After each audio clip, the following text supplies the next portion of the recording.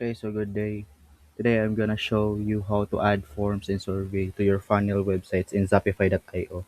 So first, let's go to sites. Let's go to sites, forms, or survey builder. Then add form. So we can do it from scratch or from templates. So to make it easy, we'll do it from templates. So there's a various choices here. So you can choose.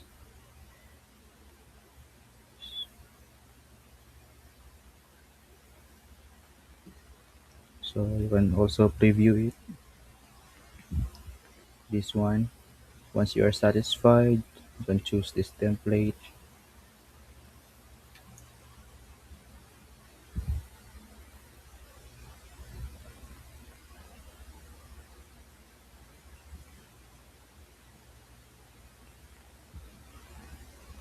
Okay.